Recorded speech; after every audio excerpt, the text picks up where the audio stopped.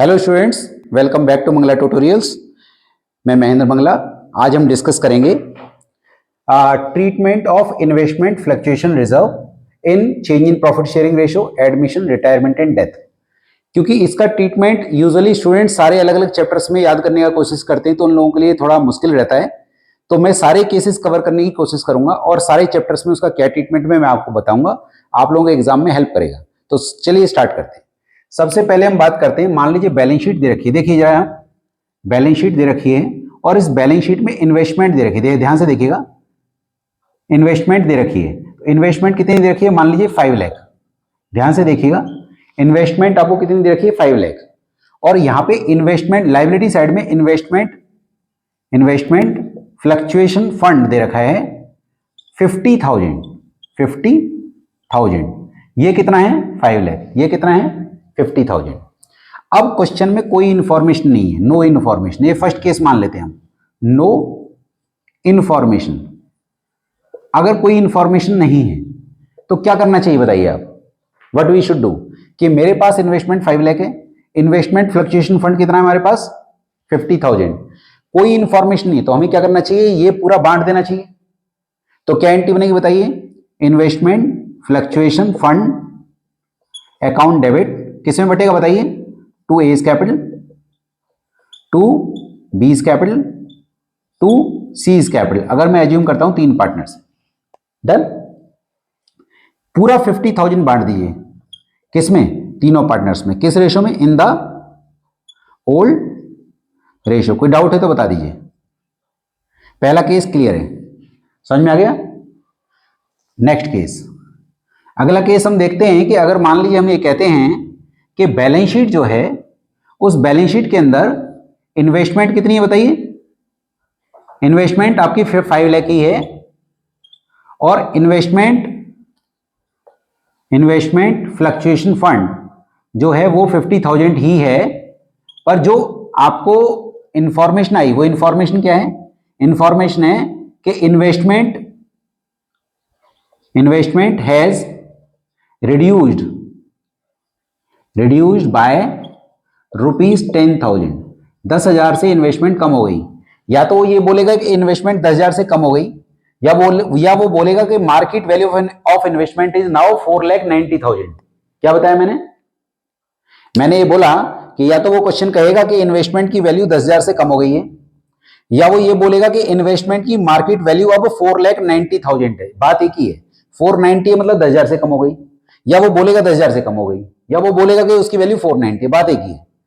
तो अब इसका क्या ट्रीटमेंट है, मेरे पास फंड में कितना है 50, मेरी इन्वेस्टमेंट कम हुई है 10,000 से, तो मुझे 10,000 को रिवेल में लिखना चाहिए, पर मैं नहीं लिखूंगा। क्यों, क्योंकि मैं उसको फंड से कवर करूंगा। तो मैं कैसे कवर करूंगा, देखिए मैं क्या करूंगा, मैं इसकी एंट्री क्या बनाऊंगा बताइए जरा। इसकी एंट्री बनेगी investment fluctuation fund account debit, कितना बोलो 50,000। पर इन्वेस्टमेंट कितनी कम हो गई, टू इन्वेस्टमेंट बोलो, इन्वेस्टमेंट कितनी कम हो गई बताइए 10,000। तो टू इन्वेस्टमेंट 10,000 और जो बाकी बचेगा to A capital, to B capital, to C capital, done. तो कितना बांटोगे आप यहाँ पे, 40,000 यहाँ पे बांट दोगे, कितना 40,000। और किस रेशो में बांटोगे, in the old ratio, done. अच्छा बैलेंस शीट में कितना आएगा, अगर मैं यहाँ बैलेंस शीट बनाऊंगा तो बैलेंस शीट में इन्वेस्टमेंट कितनी आएगी अब जरा बताइए। अगर मैं यहाँ बैलेंस शीट बनाऊंगा तो बैलेंस शीट में इन्वेस्टमेंट कितनी आएगी बताइए। ये आएगी आपकी 4,90,000। कितनी आएगी, 4,90,000, क्योंकि अब उसकी वैल्यू 10,000 से कम हो गई। आपने कहा सर 10 से कम हुई है तो रिवेल में आना चाहिए था, क्यों नहीं आया रिवेल में, क्योंकि उसको मैंने फंड से कवर कर लिया। क्लियर। नेक्स्ट, अब हम बात कर रहे हैं, अच्छा जो मैं ये ट्रीटमेंट बोल रहा हूं आपको, ये वाला ट्रीटमेंट है, ये वाला, ये सारा कहां पे अप्लाई होगा, ये आपके 3 चैप्टर्स पे अप्लाई होगा, चेंज में, रिटायरमेंट में और डेथ में। चेंज का जो एडमिशन का ट्रीटमेंट में बाद में बताऊंगा। तो पहले आप ये समझ लीजिए जो भी मैं कर रहा हूं वो कौन से चैप्टर्स पे अप्लाई हो रहा है, चेंज, रिटायरमेंट एंड डेथ। ठीक। अब हम बात करेंगे इसका नेक्स्ट केस, थर्ड केस क्या हो सकता है देखिए। थर्ड केस ये हो सकता है, मान लो आपको बैलेंस शीट दे रखी है और बैलेंस शीट में आपको इन्वेस्टमेंट दे रखी है। कितनी इन्वेस्टमेंट दे रखी है? इन्वेस्टमेंट दे रखी है 5 लाख, ठीक है, और इन्वेस्टमेंट फ्लक्चुएशन फंड आपको दे रखा है 50,000। डन। और आपकी इंफॉर्मेशन क्या है? इंफॉर्मेशन क्या है? देखिए यहां पे कोई इंफॉर्मेशन नहीं थी, यहां उसकी जो वैल्यू कितनी कम हो गई? 10 से। मैं कह रहा हूं now the value of market value of investment is ₹4,50,000। इसका क्या मतलब है कि उसकी वैल्यू कितनी कम हो गई? पहले 5 लाख थी, अब 450 हो गई। कितनी कम हो गई? 50। और मेरे पास फंड में कितना है? 50। तो इसका मतलब मुझे रीवैल में लिखने की जरूरत नहीं है। तो मेरी एंट्री क्या बननी चाहिए? मेरी एंट्री बननी चाहिए investment fluctuation fund account debit 50 to investment में कितना लिखोगे आप? 50। तो ये कैंसिल आउट हो गई, मतलब मैं रीवैल में नहीं लिखूंगा। क्लियर है ये पॉइंट? अच्छा, अब मैं बैलेंस शीट में कितना लिखूंगा बताइए जरा। अगर मैं यहां बैलेंस शीट बनाऊंगा तो बैलेंस शीट में कितनी इन्वेस्टमेंट आएगी बताइए? बैलेंस शीट में इन्वेस्टमेंट कितनी आएगी? 4,50,000, क्योंकि अब उसकी वैल्यू 450 है। ये वाला पॉइंट क्लियर हो गया अभी?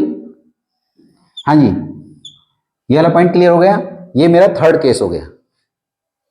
फोर्थ केस क्या हो सकता है बताइए?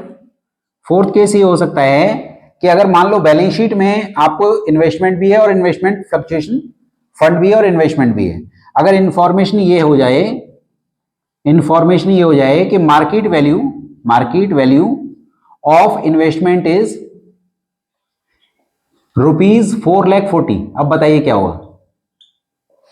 मार्केट वैल्यू ऑफ इन्वेस्टमेंट 440 है, अब क्या होगा? यहां पे 5 है और उसकी कीमत कितनी हो गई? 440। कितनी कम हुई? 60। और जेब में कितने? 50। इस फंड जो हमने फंड बना रखा है, तो क्या करेंगे? अब हमें नुकसान हो रहा है। कितने का नुकसान हो रहा है? 10,000 रुपए का। तो एंट्री क्या बनेगी बोलिए? एंट्री बनेगी investment fluctuation fund account debit, कितना बोलो? 50,000। रीवैल्यूएशन अकाउंट डेबिट कितना? 10,000। और टू इन्वेस्टमेंट कितनी कम हुई है? 60,000। अब क्योंकि मैंने यहां पे रीवेल डेबिट करा है, तो रीवेल को कर दीजिए क्रेडिट और सारे पार्टनर्स को कर दीजिए डेबिट। तो एंट्री क्या बन जाएगी? ए, इसको कैंसिल आउट करने के लिए A is capital account debit, B is capital account debit, C is capital account debit to revaluation. मतलब मैं इस 10,000 के लॉस को इन तीनों में बांट दूंगा इन द ओल्ड रेशो। डन। और बैलेंस शीट में मैं कितना लिखूंगा? बैलेंस शीट अगर मैं यहां बनाऊंगा तो बैलेंस शीट में इन्वेस्टमेंट अभी मैंने 450 लिखी है, अब कितनी लिखूंगा? 440। क्लियर? यहां तक समझ में आ गया? नेक्स्ट, अब पॉइंट आता है आप इसे कैपिटल अकाउंट में कैसे लिखोगे। अभी आपने यहां टू कैपिटल लिखा है, तो कैपिटल में क्या लिखोगे? By investment fluctuation fund. यहां अगर कैपिटल अकाउंट बनाओगे तो क्या लिखोगे? बाय इन्वेस्टमेंट फ्लक्चुएशन फंड पर 40 बांटोगे। यहां पे तो कैपिटल आया नहीं और यहां पे कैपिटल आया है, तो क्या लिखोगे यहां पे? To revaluation. कितना? 10,000 अगर कैपिटल अकाउंट बनाओगे तो। अब पॉइंट आता है फिफ्थ केस क्या हो सकता है? कोई बताएगा मुझे? और क्या ऑप्शन हो सकता है? यहां पे कोई इंफॉर्मेशन नहीं थी, यहां पे इन्वेस्टमेंट की कीमत 10,000 से कम हुई। यहां पे कितने से कम हुई? 50,000 से, जो कि फंड के बराबर है। यहां पे फंड को क्रॉस कर गई। एक और केस बचता है, वो क्या है कि इन्वेस्टमेंट फ्लक्चुएशन फंड आपका है, इन्वेस्टमेंट फ्लक्चुएशन फंड आपके पास है। क्या है ये? आपका कौन सा केस हो गया? ये हो गया आपका फिफ्थ केस। फिफ्थ केस क्या कहता है कि आपके पास बैलेंस शीट के अंदर वही सेम है, इन्वेस्टमेंट कितनी दे रखी है बोलो? 5 लाख। और इन्वेस्टमेंट फ्लक्चुएशन फंड कितना दे रखा है? 50,000। सेम चीज मैं वो लेके चल रहा हूं, पर यहां केस ये है कि investment market value of investment is ₹5,20,000। क्या करें बताइए? मतलब मार्केट वैल्यू ऑफ इन्वेस्टमेंट उल्टा बढ़ गई है, घटी नहीं है, बढ़ गई है। तो क्या करें? पहला पॉइंट ये है कि जो इन्वेस्टमेंट फ्लक्चुएशन फंड है वो पूरा बढ़ जाएगा, यहां दोनों साइड फायदा है, ये फंड भी फर्म पार्टनर्स के लिए फायदा है और ये वैल्यू बढ़ गई है तो ये भी फायदा है। तो हम क्या करेंगे अब, तो इसकी पहली एंट्री क्या बनेगी बताइए, investment fluctuation fund account debit to, किस में बांट रहे हैं, to A's capital, to B's capital, to C's capital. बांट दिया आपने, कितना बांटोगे बोलो जरा, पूरा 50,000 बांट दिए। किस रेशो में बांटोगे, इन द ओल्ड रेशो, पहला पॉइंट। दूसरा पॉइंट ये है कि क्योंकि इन्वेस्टमेंट की वैल्यू बढ़ गई है तो इससे रिवैल्यूएशन डेबिट होना चाहिए, क्रेडिट, बताइए, क्रेडिट, क्योंकि ये प्रॉफिट है, वैल्यू बढ़ी है, घटी नहीं है। अगर घटी होती तो मैं फंड से कवर करता, तो फंड तो मैंने पूरा बांट दिया, और क्योंकि वैल्यू बढ़ गई है तो मैं रिवैल्यूएशन को क्या कर दूंगा, क्रेडिट। तो क्या एंट्री बनेगी बताओ, investment account debit, investment account debit, investment क्योंकि मेरी एसेट बढ़ी है, टू क्या लिखूंगा, टू रीवैल्यूएशन, रीवैल्यूएशन अकाउंट के बाय साइड में जाएगा, रीवैल्यूएशन में बाय इन्वेस्टमेंट, क्योंकि इन्वेस्टमेंट की वैल्यू बढ़ी है, कितना 20,000। अब क्योंकि मैंने इस एंट्री में 20,000 से रीवैल्यूएशन को क्रेडिट किया है तो रीवैल्यूएशन को क्या कर दीजिए अब आप, डेबिट, रीवैल्यूएशन अकाउंट डेबिट